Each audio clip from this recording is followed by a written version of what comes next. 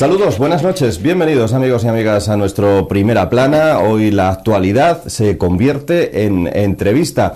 En los últimos días conocíamos que el 80%, ni más ni menos, según una encuesta del Centro de Investigaciones Sociológicas, el 80% de los españoles, de la población, cree que existe mucho fraude fiscal y que los impuestos no se cobran con justicia. Probablemente usted, como espectador que nos está viendo, piensa algo parecido. Hoy nos hemos propuesto desmitificar algunos de estos asuntos que tienen que ver con nuestra obligación de cumplir con Hacienda, y para ello hemos acudido a quienes más saben del asunto, a los técnicos de la agencia tributaria, que nos van a explicar algunos asuntos que tienen que ver con nuestros impuestos, con cómo se utilizan, con si es posible, por ejemplo, si va a ser posible crear nuevos impuestos, si la recaudación continúa cayendo, cómo podemos seguir manteniendo asuntos como educación o sanidad, en fin. Y un asunto además muy importante, porque todos esperamos que el 22 de diciembre nos toque la lotería, y es ¿qué tenemos que darle a Hacienda, si eso ocurre? Vamos a contárselo todo ello inmediatamente, pero antes saludamos a Jesús Barcelona, que es precisamente el delegado de GEPSA en Asturias, y al que le damos ya la bienvenida. Usted, buenas noches antes que nada, buenas bienvenido. Noches. Usted pertenece a una asociación en la que están todos los técnicos de toda España, técnicos de Hacienda, ¿no?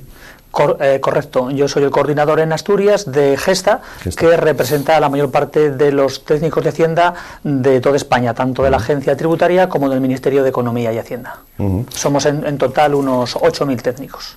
Unos 8.000 técnicos. Sí. Por cierto, que la primera cuestión que deberíamos aclarar es que ahí estamos muy por debajo de cualquier otro país con similar población de Europa, ¿no? Hay muchos menos técnicos en España que en otros países, ¿no?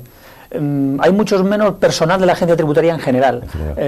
Es un dato totalmente objetivo que en España el personal de la agencia tributaria es inferior en 4 o 5 veces a otros países de nuestro entorno, de tal forma que mientras que en España contamos con un funcionario de Hacienda, sea técnico, auxiliar, administrativo o incluso inspector, mientras en España tenemos uno por cada 1.680 habitantes, en otros países pues esta cifra es muy inferior, incluso llega en algunos de ellos a un funcionario por cada 200 habitantes. De esta manera pues tampoco se nos puede pedir que tengamos el mismo cumplimiento fiscal que existe en otros países.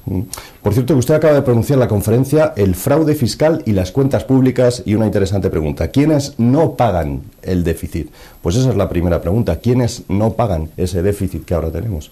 Efectivamente, acabo de dar una charla sobre este asunto, invitado por Izquierda Unida de Asturias de Castrillón, y bueno, pues la verdad que a la gente le interesa mucho este tema.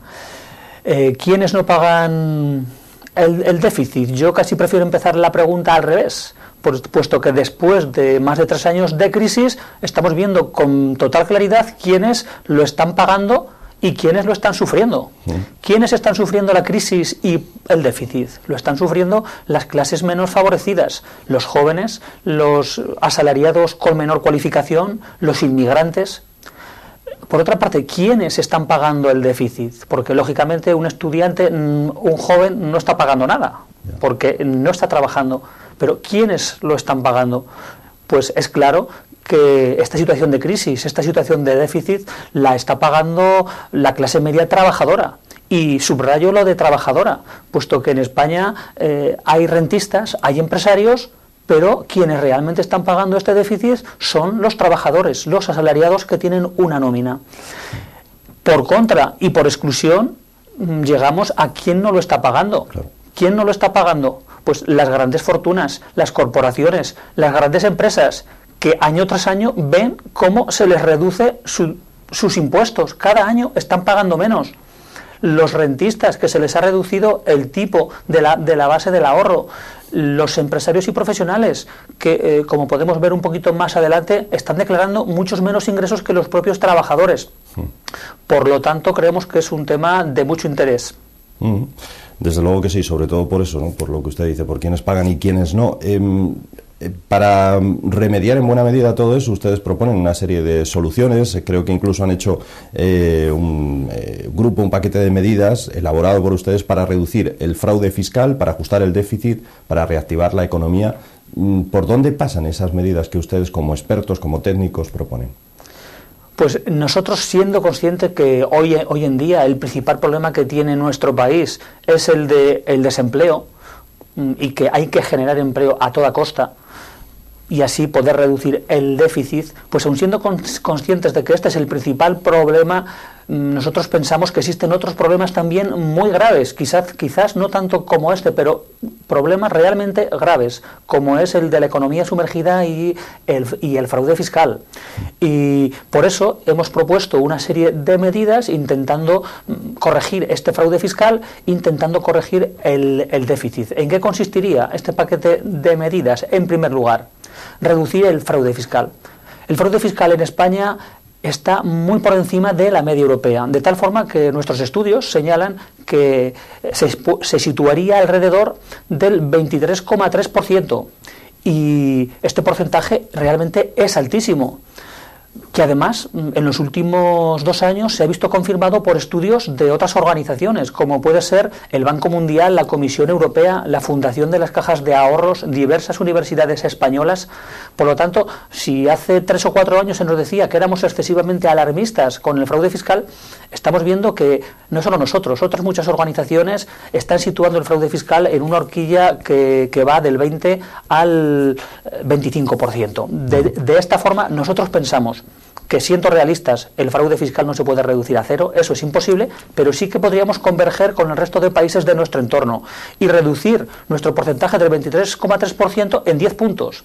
Esto supondría directamente ingresar en las arcas públicas, ya sea por impuestos, ya sea por cuotas de seguridad social, en torno a 38.500 millones de euros, que es una cifra muy respetable. Casi enjugaría en un porcentaje muy importante el déficit público. Pero no solo esta medida, existen otras cosas que se pueden hacer. Por ejemplo, se podría incrementar el tipo, o se podría crear un nuevo tipo a las grandes empresas, aquellas que facturan más de 45 millones, que es el margen que la Unión Europea tiene para la consideración de gran empresa, en 5 puntos porcentuales. Esto supondría también ingresar otros 14.000 millones de euros. Se podría incrementar el tipo impositivo aplicable a las rentas del ahorro, puesto que ahora mismo, como también podemos ver un poquito más adelante, mientras que las rentas del trabajo están tributando a un tipo marginal máximo para este año 2011 del 48,5% en Asturias, las rentas del capital están tributando a un tipo máximo del 21%. Podría incrementarse tan solo al 24%, supondría un buen dinero para las arcas públicas.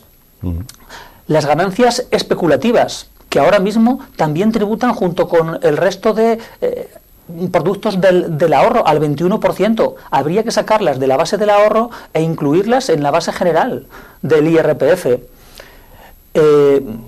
Habría que, por ejemplo, recortar el actual sistema de módulos que origina multitud de fraude. Habría que controlar un poquito más a las grandes empresas.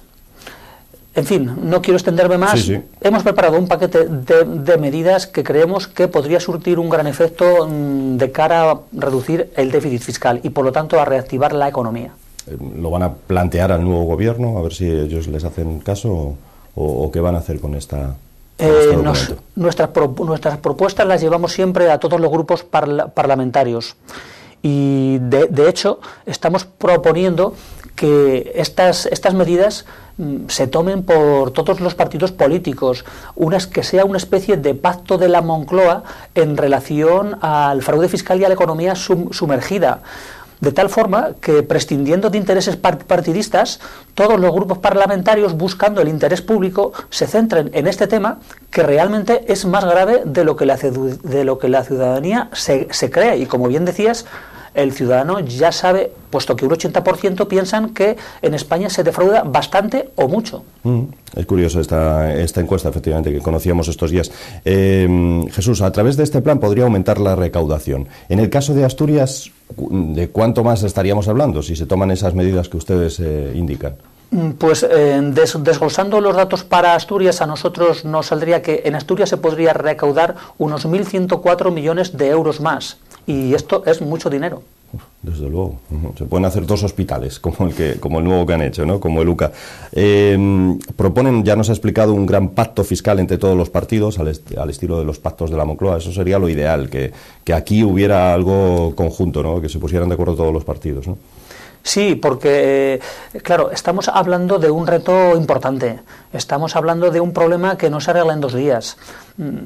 No es fácil. Nosotros somos conscientes de que no es fácil y por eso pedimos que exista que se dejen de lado los intereses partidistas, que todos los grupos políticos se centren en ello, puesto que en esta situación de crisis, en esta situación tan grave que estamos padeciendo en España, es necesario empezar por algún sitio y el fraude fiscal y la economía sumergida creemos que es un buen punto para comenzar a remontar esta situación. Hablábamos al principio del déficit, de quién lo paga. El Estado evidentemente no puede seguir mucho más en esta situación de gastar más de lo que ingresa. ¿Es posible reducir ese déficit que tiene el Estado sin meter la tijera, como estamos viendo en sanidad, en educación, etcétera, o es inevitable? En principio, recortar, siempre se puede recortar. Y no está mal recortar, pero sin traspasar unas líneas rojas que nosotros pensamos que no deberían traspasarse. Han costado muchos años crear el Estado social que tenemos.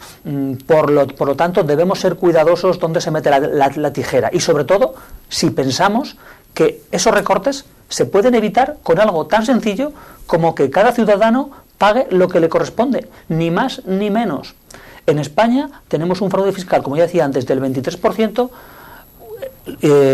Una economía sumergida de este volumen supone dejar oculto al Tesoro Público y a la Seguridad Social 245.000 millones de euros, lo que supone dejar de ingresar por cuotas de seguridad social y por impuestos 90.000 millones de euros.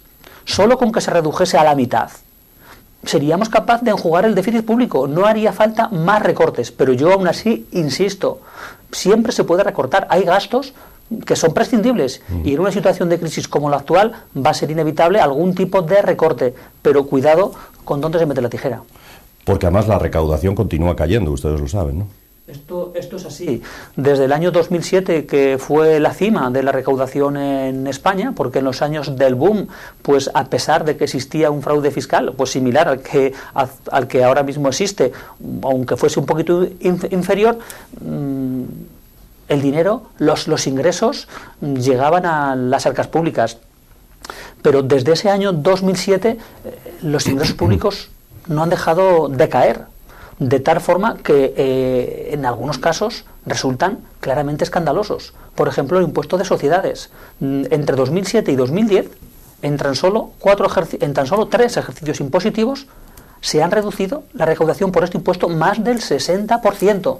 Y estamos hablando de que se han dejado de ingresar miles de millones de euros. Claro, por muchos recortes que se hagan y vayas quitando 10 de aquí, 10 de allá, miles de millones, estamos hablando de mucho dinero. Mientras que en otros impuestos, por ejemplo, el IRPF, la reducción ha sido más bien leve en comparación con el anterior. Por ejemplo, en estos 3 años ha sido una reducción del 8%, pues en otros impuestos, por ejemplo, el IVA, esa reducción ya ha sido del 12%. Y ello teniendo en cuenta que el pasado año han subido los tipos impositivos del IVA. ¿Qué nos quiere esto decir? Que el único impuesto que está aguantando relativamente bien es el IRPF. ¿Y por qué? Pues claramente porque el 80% de este impuesto lo pagan los asalariados, que son los que pagaban antes y siguen pagando ahora. Luego el resto de los impuestos indirectos, pues ya sabemos, impuestos especiales, alcohol, hidrocarburos, tabaco, que los pagamos todos ciudadanos con independencia de nuestro nivel de ingresos y que por lo tanto no son progresivos. Yeah. En este país tenemos que decidir qué es lo que queremos, si queremos impuestos indirectos que paguemos todos por igual o impuestos directos en los que se tenga en cuenta la capacidad económica de cada ciudadano. Parece lógico lo segundo, ¿no? O sea, parece lo más justo. Parecería lógico, pero no van por ahí los tiros. En estos últimos años nos encontramos que la progresividad de nuestro sistema impositivo y el de otros países de nuestro entorno se ha visto muy reducida. Yo, por ponerte un ejemplo muy sencillo, cuando yo empecé a trabajar en la agencia tributaria hace ya más de 16 años, el tipo marginal máximo del IRPF estaba situado en el 56%, que pagaban los más ricos. Hasta el año 2009, ese tipo bajó al 43%. Del 56 al 43 son 13 puntos porcentuales para los que más tenían. Es una rebaja importantísima.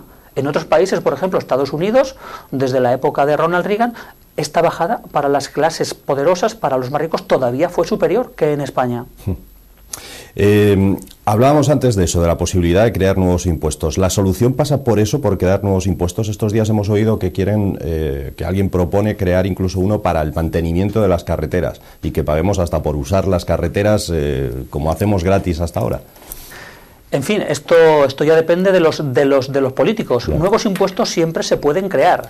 Eso está claro. No es fácil, porque al ciudadano le cuesta pagar nuevos impuestos, pero se pueden crear. Y de hecho nosotros proponemos que se creen dos nuevos impuestos.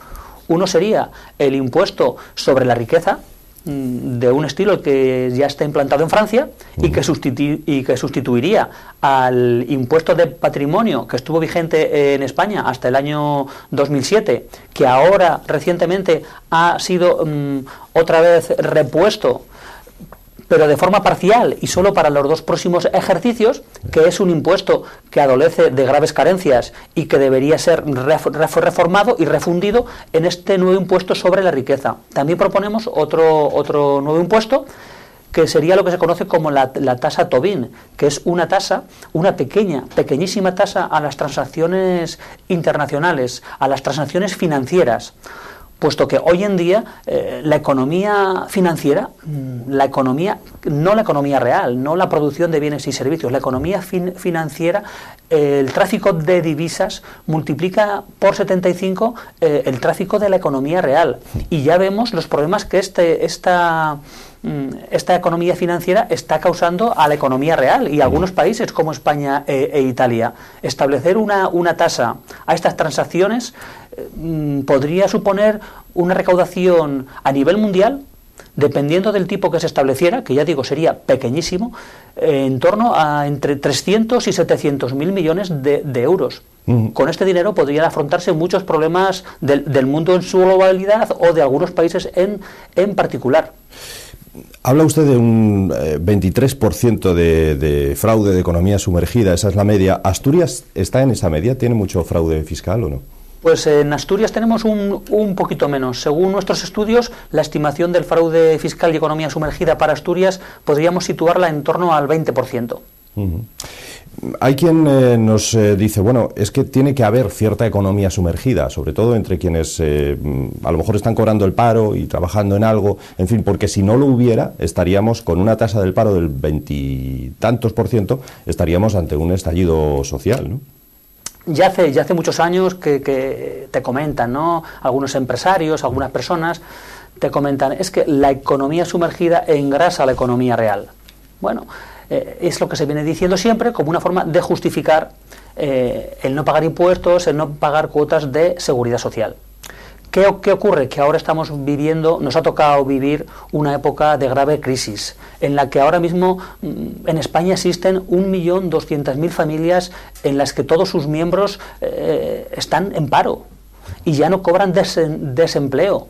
Existe 5 millones de parados, de los cuales el 68% todavía cobran algún tipo de prestación, que la prestación media de desempleo se sitúa en torno a 850 euros al mes. Si tenemos en cuenta ese 1.200.000 familias que no ingresan nada y estos 3.800.000 que están cobrando 850 euros al mes, que tienen que hacer frente a sus hipotecas, a sus recibos de alquiler, a sus gastos corrientes de cada mes, pues claro, todos vemos que no llegan a fin de mes y que tienen que agarrarse a lo que sea, en este caso a trabajos precarios, a trabajos sumergidos. Pero siendo conscientes de que la economía sumergida en estos casos sirve y ayuda a estas personas a salir adelante en una situación de grave crisis, nosotros no podemos dejar de poner de manifiesto que este trabajo precario, este trabajo sumergido, está basado en el dinero negro, está basado en que hay muchas empresas que no declaran a Hacienda y que utilizan ese dinero negro para este trabajo sumergido. Y además está generando mucha inseguridad por parte de todos esos trabajadores que se van a ver en un futuro que no han cotizado, que no van a tener pensión. Por lo tanto, aun entendiendo que la economía sumergida ayuda, hay que poner de manifiesto que es muy perjudicial y, de hecho, perjudica claramente a las empresas serias, a las empresas legales, puesto que esa economía sumergida, ese trabajo sumergido, supone una competencia desleal que puede llevar a la quiebra a las empresas legales que están pagando impuestos, cuando no a la propia economía sumergida, porque antes de desaparecer, las empresas legales tienen la tentación de sumergirse también. Claro. Hemos escuchado últimamente algunas propuestas como, por ejemplo, cuando uno tiene que pagar una factura elevada, como ahí puede haber bastante fraude, impedir que se pague en efectivo. Claro, yo contrato una obra, por ejemplo, con quien sea, una reforma de casa con un albañil, le pago después en dinero, en contante y sonante, y eso no figura en ningún sitio. ¿Es efectiva esa medida? ¿Qué le parece? Pensamos que esa medida puede ser muy efectiva. Es una medida que no tiene coste, se puede tomar de una forma rápida y sin mayores problemas, y tendría un efecto que podría suponer ingresar en las arcas públicas miles de millones de euros, puesto que ahora mismo todos somos conscientes que cuando vas a un profesional del sector que sea, a un empresario, y pagas el metálico, te dé o no te dé factura, pues no estás seguro si ese dinero se va a declarar, si el IVA que estás pagando va a llegar a las arcas públicas o se lo va a quedar ese empresario, ese profesional que lo está recibiendo. Y en otros países ya se está hablando de esto. Por ejemplo, en Grecia, pues yo creo que ya se ha suprimido para ciertos niveles. Esta medida que los técnicos de Hacienda hemos planteado hace unos meses ha sido muy bien recogida por todos los partidos políticos, y algunos de ellos ya lo llevaban en su programa electoral. Otra medida pasa por controlar el uso de los billetes de 500 euros, que es curioso, ¿no? Hay quien ni los conoce, hay quien dice, yo nunca vi un billete de 500 euros, ¿de verdad existen? Deben existir. ¿Se controla de verdad eso de quién usa los billetes de 500 euros? ¿O es también un bulo que circula por ahí? Existen.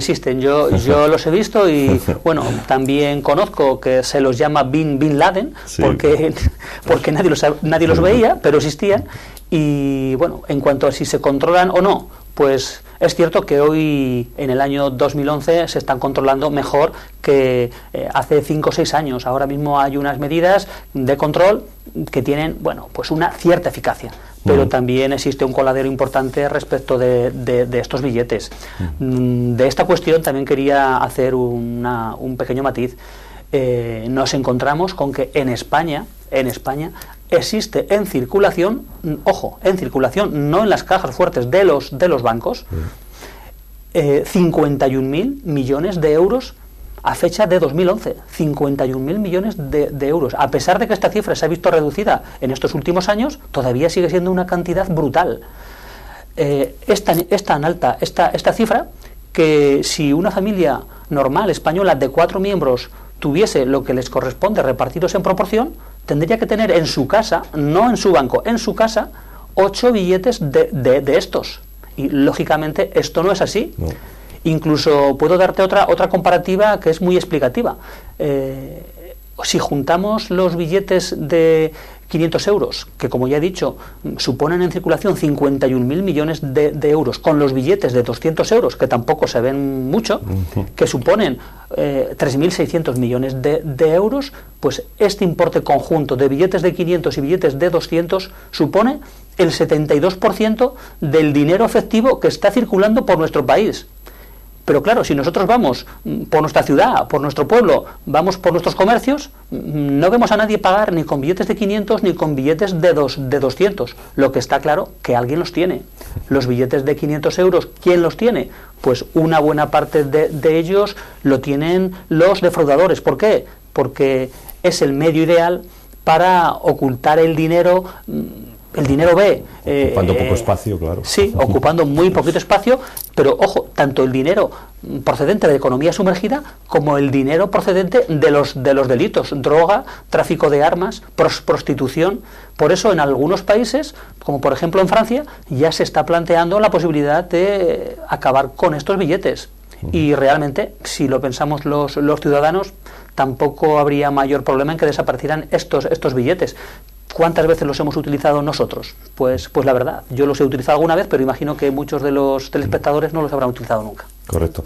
Otro de los rumores que circulan por Internet, en muchas ocasiones efectivamente nos llegan correos al respecto, tiene que ver con los políticos, que dicen tienen mayores beneficios fiscales que el resto de los ciudadanos. Dígame si esto es cierto o no. ¿Tienen mayores beneficios fiscales? No, este es uno de los bulos que circula por Internet, junto con otros muchos que hay, ¿no? Los políticos tributan igual que tributamos nosotros. Sí es verdad que tienen una norma un poquito especial por lo que afecta a las dietas, a sus gastos de representación. El artículo 17.2 de la ley del IRPF establece para los políticos que ellos no tienen un límite fijado por esta ley, sino que el límite máximo de dietas declaradas exentas en el IRPF y que por lo tanto no tendrán que declararlas, pues va a ser el que establezcan sus asambleas legislativas, su entidad. En este caso el Parlamento, los ayuntamientos, las diputaciones provinciales, pero más allá lo que es sueldo, pues tributa como el de todos los demás. Sí es cierto que se les puede decir a los políticos que, por ejemplo, un parlamentario con 8 años de legislatura ya tiene derecho a pensión, mientras que a los demás ciudadanos nos están pidiendo cotizar muchos más años. Sí es cierto que quizás ellos tienen más facilidad para luego recolocarse en empresas en base al puesto que han desempeñado con anterioridad, pero ya estamos hablando de otra cuestión. Los políticos también pagan impuestos y se les aplican las mismas normas que a nosotros, con excepción de este pequeño matiz respecto del límite de las dietas exentas. Por último, Jesús, y acabamos casi como empezamos, esa bolsa de fraude del 23% a la que se refiere, ¿dónde está? Pues esa bolsa de fraude, según nuestros estudios, la tenemos distribuida de la siguiente manera. El 70%, ahora mismo estoy haciendo memoria, el 72% de ese fraude se sitúa en las grandes fortunas, corporaciones y grandes empresas. El 72%. Luego tenemos el 16% que se situaría en la pequeña empresa, un 8% en pequeños empresarios individuales y el resto una pequeña cantidad, pues un pequeño fraude que puede cometer un asalariado que no va a ningún sitio, ¿no? Y llama la atención que frente a este 72% del fraude que cometen las grandes empresas, las corporaciones, las grandes fortunas, solo está destinado a su control el 20% del personal de la agencia tributaria. El otro 80% está destinado al resto del fraude. No parece que esto sea muy coherente. No tiene sentido. Si el fraude sabemos que está ahí, ¿por qué no destinar más personal ahí? Sí que es cierto que a estas grandes corporaciones, a estas grandes empresas, meterles manos, como vulgarmente se podría decir, resulta muy complicado. ¿Por qué? Porque en un mundo globalizado como el que ahora tenemos, hay medidas que no les puede adoptar un solo país. De forma que, por ejemplo, el asunto de los paraísos fiscales es gravísimo y debe ser abordado de forma ineludible, pero desde ya, y no solo de boquilla, también con hechos, por todos los países de la OCDE. Los paraísos fiscales deben desaparecer, puesto que si no es así, seguiremos pagando siempre los impuestos los mismos. Incluso grandes fortunas en otros países han llegado a reconocer que pagan menos impuestos que su secretaria. Señores, esto no puede ser. Tenemos que hacer algo y por eso proponemos un gran pacto entre todas las fuerzas políticas. Por último, a estas alturas del año muchos asturianos estarán pensando ya en la lotería de Navidad. Si nos toca la lotería, yo ya no digo el gordo, y te toca un pellizquín, ¿qué tenemos que darle a Hacienda de eso? Porque también hay rumores sobre eso. La mitad se lo lleva Hacienda, es el mayor beneficiado de la lotería. ¿Qué hay de cierto entonces? Pues es otro de los bulos que circulan por ahí. Afortunadamente puedo terminar con una grata noticia y es que Hacienda no se lleva nada, no se lleva ni un céntimo de ese dinero. Ese dinero, de acuerdo con el artículo 7 de la ley del IRPF, está exento y no tributa. Otra cosa es cuando cogemos ese dinerito y lo invertimos en acciones, en plazos fijos o en pisos o en coches. Ya atendiendo a lo que se invierte, nos va a generar un rendimiento, sea del capital mobiliario, sea del capital inmobiliario, una ganancia patrimonial, y eso sí que ya habrá que declararlo. O sea que el premio en sí, independientemente de su cantidad, está exento de esa tributación. Efectivamente, los premios de la ONLAE, los premios de Cruz Roja, los premios de la ONCE están exentos por ley.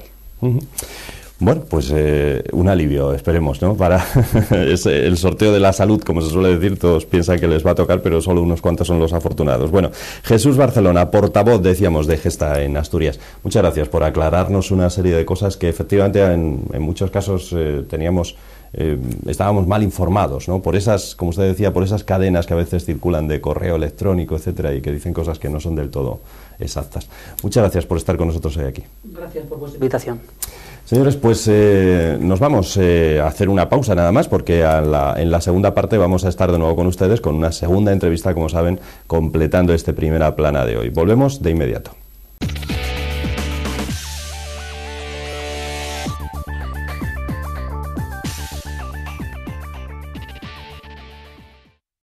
Pues aquí seguimos en la segunda parte de nuestro Primera Plana, ya saben, como es habitual, con las noticias que son actualidad en Oviedo, en Asturias y además en formato de entrevista. Se cumple esta semana, precisamente esta semana de puentes del mes de diciembre, se cumple un mes desde que el edificio de la Consejería de Salud, el antiguo edificio de la Consejería de Salud, situado en la calle General Elorza, fuera ocupado, dicen algunos, o liberado, dicen quienes llevaron a cabo esa ocupación, quienes ahora mismo están dentro de ese edificio. Quieren recuperarlo y liberarlo, decíamos, de la especulación urbanística. Quieren que allí no se construyan viviendas donde se llegaría a pagar hasta 3.000 euros el metro cuadrado, sino que más bien este edificio de 4 plantas sirva para que los vecinos tengan en el lugar un centro cívico, un lugar de ocio donde puedan acudir además a diferentes actividades lúdicas. Vamos a hablar de este polémico asunto, para muchos ya digo una ocupación, para otros simplemente una liberación de este edificio destinado, decíamos, a la especulación urbanística en tiempos en los que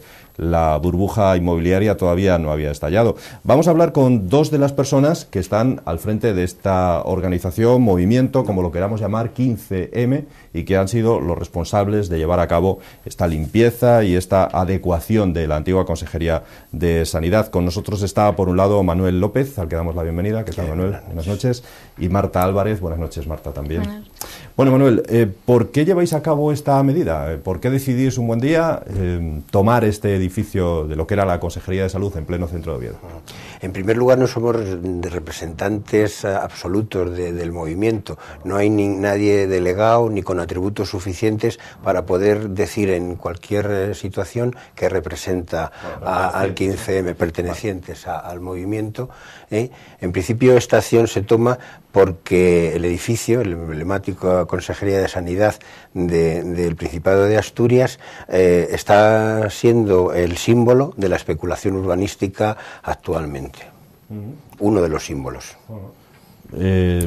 Marta, esa es la idea, ¿no? Por liberar, por eso decíamos ocupación o liberación, más bien decir que es una liberación de un edificio que iba a ser destinado a construir viviendas de lujo, ¿no? Sí, por supuesto, lo que se pretende es devolver este edificio, que es un edificio público, a su legítimo dueño, que es el pueblo. Porque el edificio era de la Consejería, del Principado. El edificio, sí. Manuel, a partir de ese momento, cuando decidís esta acción, lo que hacéis es entrar sin ningún tipo de fuerza, además, porque el edificio está abandonado y abierto. Cuando la gente que parece ser que entró a liberar el edificio se encontró con todas las puertas abiertas, estaba expoliado, el edificio estaba expoliado, estaba saqueado. Como anécdota, no había ni un radiador, habían sido todos sustraídos, no había nada de grifería en ninguno de los aseos, los lavabos estaban rotos o habían desaparecido. Es más, una de las escaleras, que parece ser que en su tiempo debía tener algún material noble, mármol o similar, ha sido por completo desmontada. Para que nuestros espectadores lo sepan, en este edificio donde estaba la Consejería de Salud se iban ahora a construir viviendas, hemos dicho, viviendas de lujo. ¿Por qué el Principado vendió este edificio, que lo vendió además a Sedes, ¿no? A Sedes. Contarnos un poco la historia de todo eso. Exacto. En principio esto es una tramitación que se hace por parte del Principado para favorecer a la especulación de estos grandes empresarios y como pago por la deuda de la adquisición de las 2 salas del edificio Calatrava. Una venta fraudulenta porque no se ha tenido en cuenta ni se ha considerado que al ser un edificio, un suelo del patrimonio del Principado, se debía haber contado con el Senado, con el Parlamento, para que previo a una votación se decidiera esa venta o esa cesión. Y no fue así, vosotros mantenéis que no fue legal incluso, ¿no? No solo nosotros, sino la Sindicatura de Cuentas del Principado así lo dice. Bueno, todo esto de vender este suelo público a la constructora Sede fue entonces para financiar esa compra de las salas del Calatrava a la empresa Jovellanos 21, que es, sabemos, propiedad de 2 empresarios multimillonarios, y vosotros decís que estos empresarios están mimados no solo por el PP, también por el PSOE, ¿no? Y metéis ahí a todos los partidos, vaya. Todos los partidos que han tenido alguna vinculación con el gobierno de Asturias han permitido el crecimiento desmesurado de estas compañías y de estas personas. Bueno, un pelotazo. Un pelotazo. Costó la cosa 59 millones de euros, ¿no? Es lo que, parece ser que eso es lo que se maneja. Lo que se maneja, porque no hay tampoco unos datos concretos, fiables.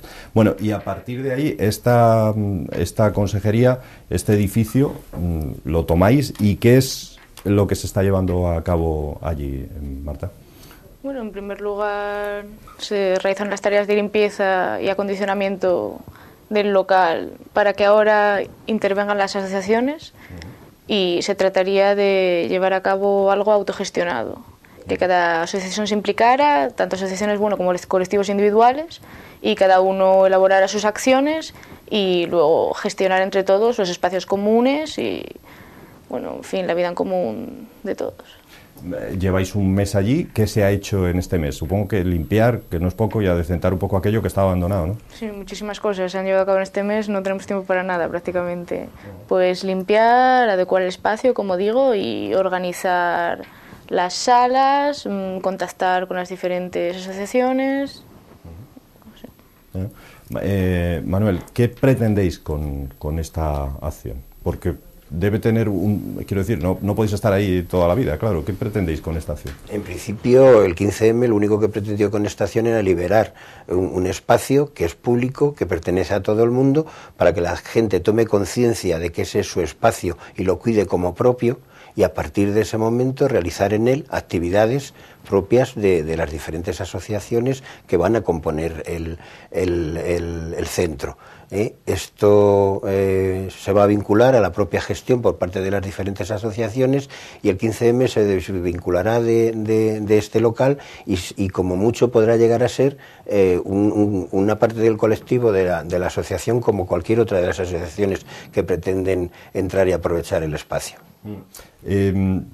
Los vecinos llevaban reclamando mucho tiempo que este edificio, desde que lleva cerrado, Marta, llevaban reclamando los vecinos que este edificio fuera para eso, para los vecinos, pero hasta ahora no se les había hecho caso, y incluso se llevó a cabo ese cambio con Sedes, ¿no? Pues sí, los vecinos ya habían planteado varias propuestas para llevar a cabo una serie de actividades de ocio, incluso una piscina, se habría llegado a hablar allí, pero bueno, no llegó a dar lugar a ello. Y bueno, ellos nos han prestado su apoyo y bueno, están abiertos a trabajar con nosotros. Eso sí iba a preguntar, ¿qué os dicen los vecinos de la zona? Alguna asociación, por cierto, en la zona ya se ha manifestado públicamente de forma abierta a favor vuestra, ¿no? Pero ¿qué os dicen los vecinos? En principio los vecinos están contentos con la situación. Teníamos dudas de cómo iba a ser aceptada la medida, pero ha tenido una aceptación que ni nosotros mismos esperábamos. De hecho, una de las situaciones anecdóticas que se ha presentado por parte de un grupo de jubilados del barrio, de que les concediéramos una sala para poder jugar a las cartas. Simplemente anécdotas tan simpáticas y tan entrañables como esa se están produciendo. Porque esta zona centro de Oviedo no debe tener demasiados lugares para este tipo de actividades de uso público, ¿no? Para nada. Es un barrio, bueno, ya podemos decir que del centro de Oviedo, pero que todavía por los servicios que tiene es como si fuera en pleno extrarradio, no tiene prácticamente ningún servicio. Los servicios sociales que se están prestando así, pues son los servicios sociales que se están prestando siempre por parte de la Iglesia y asociaciones establecidas.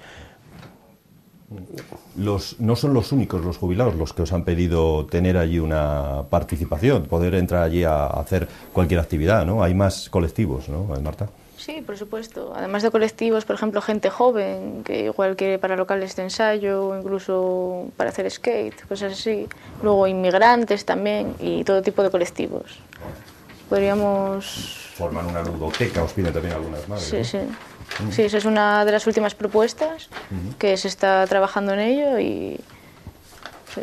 Bueno, de momento hay que, como tú decías, acondicionarlo y después ya se llevará a cabo esas medidas.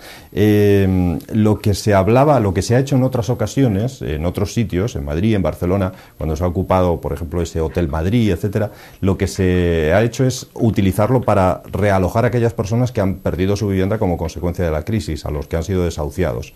¿En este caso estáis barajando también esa posibilidad o no?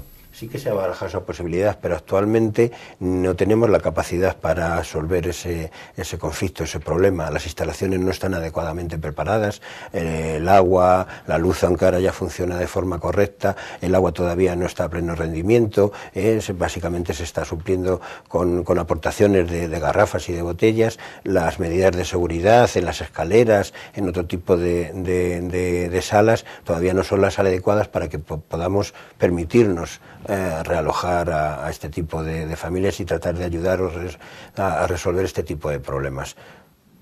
El edificio, habéis dicho que ha sido expoliado, se han llevado todo lo que pudiera tener de valor e incluso eso parece que se ha debido hacer de forma organizada, ¿no? Por lo que habéis encontrado, ¿no? Parece ser que sí, porque es que se ha hecho de forma sistemática, se ha empezado por ciertas zonas y da la impresión de que sí que ha sido una gran empresa prácticamente la que ha producido el expolio del local. Una anécdota curiosa es que habéis llegado a encontrar, todavía parece que está allí, así, de esa forma tan abandonada, material sanitario caducado, incluso datos de pacientes, ¿no? Sí, sí, y eso es algo grave, porque son datos privados, y bueno, eso deberían gestionarse de alguna manera, pero sí, sí. Manuel, incluso decíamos medicamentos caducados también, ¿no? Medicamentos que tienen cierto caducados, riesgo también. Pero para que puedan ser utilizados por otras personas, pero sobre todo la ley de privacidad y la ley de protección de datos, sobre todo en términos de datos sanitarios, es como bastante estricta, para que, según pensamos, pueda haber por allí documentos de particulares en los que se manifiestan pues cierto tipo de enfermedades que además son claramente marginales. Ya. Y todo eso está allí, estaba allí abandonado y abierto, que cualquiera podía entrar allí y hacerse con esa documentación. En principio sí, vamos a tratar de recopilar y ver exactamente qué es de lo que disponemos, pero hay bases para garantizar de que hay documentos de este tipo. Cualquiera que nos esté viendo puede pensar que es muy utópico lo que planteáis, muy bonito, pero la ley es la ley y me imagino que sois conscientes de que más tarde o más temprano se producirá un desalojo, ¿no? Sí, bueno, eso es algo que siempre contamos con ello, pero bueno, hay que seguir trabajando y cuanto más se pueda eludir, pues seguiremos en ello. Además, cuanto más tiempo llevas, más ligero va siendo el tema, pero contamos con que nos puedan desalojar en cualquier momento, ¿sí? En principio contamos con el respaldo de asociaciones y de colectivos que nos apoyarían en caso de este extremo, pero yo creo que ya es momento de perder miedos y de decidirse a hacer cierto tipo de cosas para para quitar de en medio todo este tipo de hábito y de costumbre del pelotazo y de pues una forma de oprimir al pueblo tal como se está produciendo. Creo que hay una cultura cada vez más extendida del beneficio fácil y rápido, y creo que es el momento de empezar a ponerle freno. Esperáis que esto sirva como toque de atención, por lo menos, ¿no? ¿Y creéis que os van a hacer un mínimo caso o no? Esperamos que la gente empiece a ver los problemas, se haga crítica y se empiece a movilizar. Hay países donde esto se ha realizado y han conseguido hasta tirar gobiernos. Legalmente, ¿a qué os enfrentáis vosotros? Y quiero decir, el colectivo, la gente que ha entrado allí, ¿a qué se enfrenta? Bueno, dependiendo de los plazos que han ido transcurriendo, al principio eran situaciones más graves, incluso con posibilidades de cárcel, que parece ser que luego, según ha ido pasando plazos de tiempo, se han constituido en multas de cierta importancia, y ahora en el momento actual parece ser que solo sería una multa colectiva y sanciones menores a cada uno de los participantes en la liberación. En principio, bueno, pues sí que ha habido que poner un poquitín de apoyo por parte de la gente que inició todo esto, y sobre todo de las primeras personas que han entrado a participar con sus asociaciones en el desarrollo de este centro. Porque no se produjo además un desalojo inmediato, por un lado, ni además tampoco entrasteis, como habéis dicho, por la fuerza, bueno, no se forzó ninguna cerradura. No ha sido un problema serio, sino que las puertas estaban abiertas, entonces esa violencia inicial nosotros no la tuvimos. Es más, prácticamente yo diría que hemos protegido el sitio al entrar nosotros de lo que estaba allí sucediendo. ¿Qué le diríais a la gente que piensa a lo mejor que este es un movimiento radical o marginal? O ¿cómo creéis vosotros que lo ve actualmente la sociedad? Porque en eso parece que también ha cambiado, quizá por el movimiento 15M, por todo lo que ocurrió en la Puerta del Sol, aquí en la Escandalera, etcétera. ¿Ha cambiado, creéis, la forma que tiene la sociedad de ver este tipo de actuaciones o no? Yo desde luego lo tengo claro, les invitaría a venir, a que vean las actividades que se están llevando a cabo, y con eso ya tendrían para formarse una opinión clara de lo que estamos haciendo. Es muy útil y es necesario, y que la gente se implique, yo es lo que pido, que la gente se implique y participe. En principio, bueno, hasta hay cargos públicos que nos apoyan, entre comillas, muy representativos. Incluso parece ser que hasta el propio presidente del Principado nos apoya. Yo creo que el movimiento en general está siendo aceptado. La gente está conociendo que de verdad lo que pretendemos es socializar, ayudar y frenar y parar una serie de cosas que se están produciendo y que solo se está estableciendo el poder del capital, del dinero. Esto la gente lo entiende, la gente, lo que yo pienso que todavía a la gente le falta decisión, que le falta no valentía, sino perder ciertos miedos para conseguir volcarse en esto. Bueno, eso sería una noticia, ¿no? Si os apoya el propio presidente del Principado, ¿no? Esos comentarios han existido. Oye, una pregunta, ¿cuántos estáis? ¿Cuánta gente compone el que pernocta allí, el que estáis allí, el que estáis adecentando en total? ¿Cuánta gente? Pues la verdad es que no lo hemos calculado, pero porque hay agruparse allí un número grande de gente, pues ya te digo que en algún momento puede haber hasta 200 y poco personas, pero es que no son siempre los mismos, son muy variados y vienen ya no solo colectivos de Oviedo, sino de toda Asturias.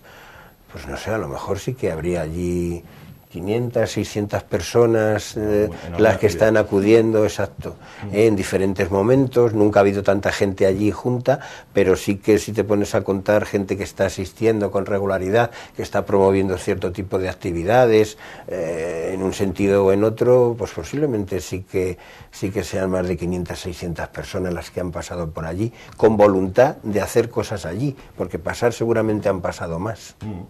Sois conscientes, me imagino, de que si además no causáis molestias a los vecinos, y pues los vais a tener a vuestro favor, ¿no? Ahora otros desalojos se han producido quizá porque los propios vecinos decían, oiga, es que lo que hacen aquí es, no sé, conciertos o suciedad, acumular, en fin, pero es todo lo contrario lo que vosotros lleváis a cabo, ¿no? No causáis molestias y os habéis ganado así al vecindario, ¿no? Siempre se tuvo claro que había que contar con el vecindario y que tenía que ser un elemento que participase con nosotros, y desde luego siempre se tuvo contacto con ellos, y queremos que se sigan implicando y participando de las actividades que ellos consideren oportunas, tanto como puedan y quieran.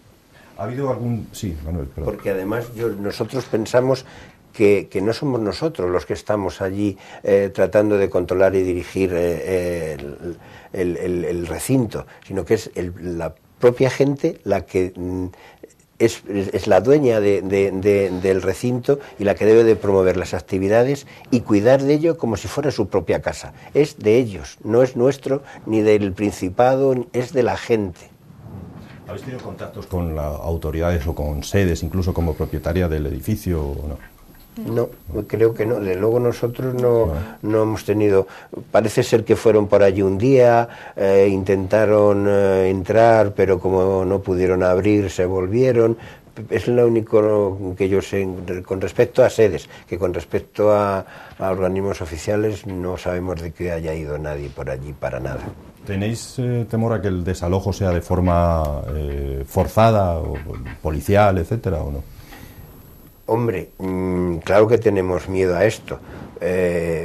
Ahora hemos visto que hay otra posibilidad, es hacer incendios para desalojar liberaciones. Parece ser que en Madrid es así como se ha hecho. No sabemos cómo van a responder. Yo espero que por lo menos tengan la decencia de que si lo hacen, lo hagan de una forma controlada y pacífica, porque nosotros somos pacíficos. Pues simplemente deciros que los vecinos, aunque sea momentáneamente, han ganado un espacio en su ciudad. Los vecinos estarán de acuerdo, otros probablemente no tanto, ¿no? Vosotros vais a seguir, me imagino, hasta que se pueda, ¿no? En principio, sí, todo el tiempo que podamos, incluso si ellos mismos, porque es que a partir de este momento ya es el pueblo, la gente, la que va a decidir la durabilidad de esa asociación, de ese sitio. Si ellos quieren que sea perdurable, solo tienen que luchar por ello. Muchísimas gracias, Marta. Lo último que quieras decir. Bueno, yo solo le pido a la gente que se pase por allí, que vea lo que estamos haciendo y que se implique, porque merece la pena. Bueno, Marta Álvarez y Manuel López, a los dos muchísimas gracias por venir a contarnos, por haber salido de allí y por venir a contarnos lo que se está haciendo allí y por qué lo habéis hecho, y a denunciar muchas cosas que, bueno, quizá ya todos sabíamos, pero como decía Manuel, nadie se había atrevido a dar un paso como este, ¿no? Muchas gracias a los dos. Y a ustedes decirles que antes de despedirnos, como es habitual, nos vamos a ir con otra de esas secciones que rescatamos de nuestro archivo. Vamos a recordar algunas de esas opiniones de los asturianos en la calle sobre los temas más dispares que se emitían en su día en la Gran Manzana. Con ello, como siempre, nos despedimos. Gracias y muy buenas noches.